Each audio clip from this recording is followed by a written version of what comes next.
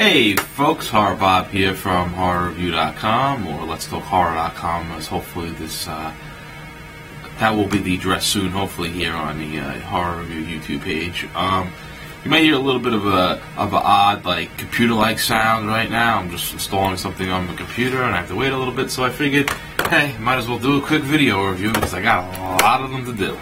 So let me just check something here real quick. Hopefully this is all off so you can hear me. Alright, so today I'm going to do a Blu-ray review for a film that just about everybody knows about, The Crow. Ryan Gates actually just sent me this copy a few weeks ago, and I was going to do a write-up for it, but I figured, you know what, everybody knows about The Crow. Might as well do a video review, talk a little bit about the film, what happened on the film, and how unsuccessful the sequels were.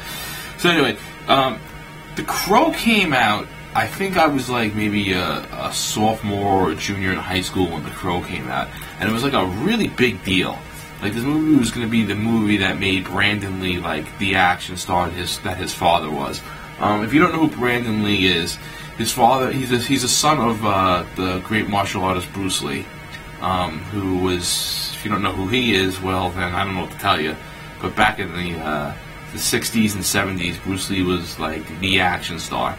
He came over from China to Hollywood. He started his own martial arts system that's, you know, praised and practiced throughout the world today. He's basically he's like the innovator of martial arts in the United States. He brought it over from Japan and China and, you know, well, from Asia basically, where he learned a lot of martial arts, and he's basically the innovator of American martial arts. And Brandon Lee was his son.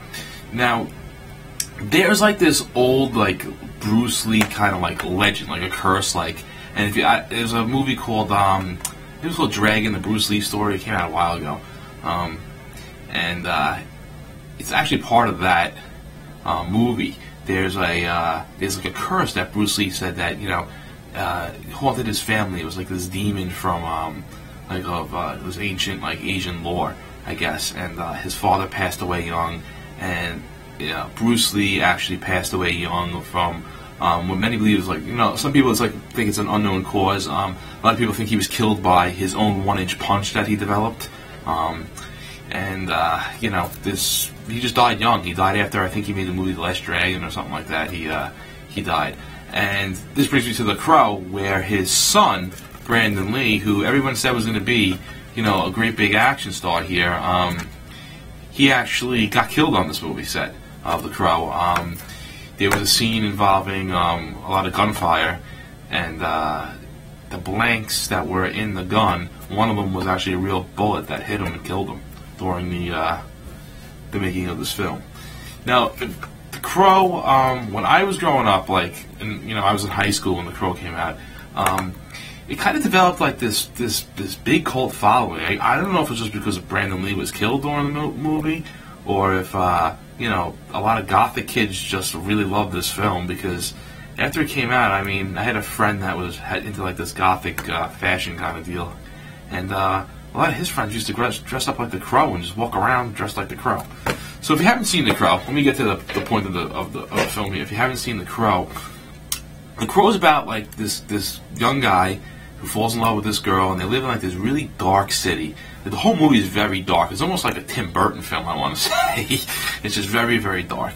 And he gets killed by these, by like this, kind of like this mob or whatever. And there's this crow when he gets killed that brings him back to life. And he becomes like this anti-hero. And in the name of love and revenge, he goes around and he takes out all the bad villains of the city.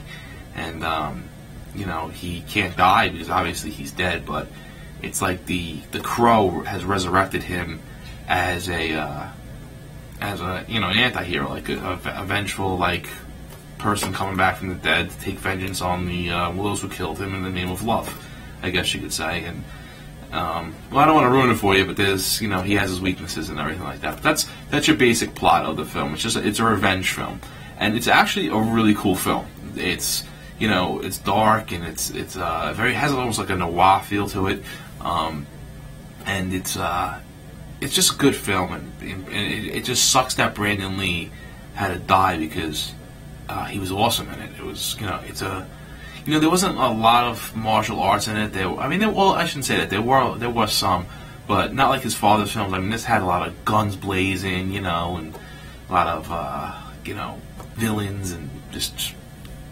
gunfire everywhere. It was dark. It was, sinister. So, yeah, I mean, this is a film that I would give, I'd probably give it like, well, for its time, I'd probably give it 3.5 stars. It was a lot of fun. I liked it.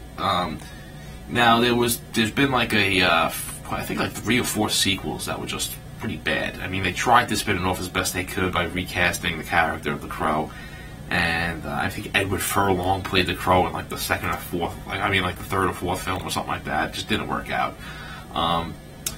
This is the one. If you're gonna watch any of the Crow movies, the original Crow, right here on Blu-ray from Liongate's DVD, Liongate's Home Entertainment, and the website's LionGateShop.com. And something's going on with my white balance right now. I apologize.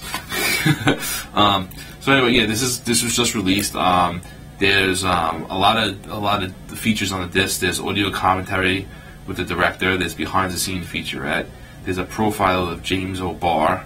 Who was James O'Barr? I have no clue who James O'Barr is. We'll have to find that out. There's extended scenes, deleted footage montage, original poster concepts, storyboards, and of course there's always the theatrical trailer. And you do get a digital copy of the film with the Blu-ray, which works with iTunes and all that stuff. Yeah, and it's a cool disc. I mean, I've seen this film. Actually, James O'Barr created the comic book. I just read it on here. All right, so I wouldn't know that because I never read the comic book. But yeah, that's this is cool. This is a cool film. I mean, there's a lot of people out there that love The Crow. They're big fans. And like I said, it had a cult following when I was younger. And I mean, I don't know about like the whole gothic lifestyle today. I don't know if they still dress up like The Crow.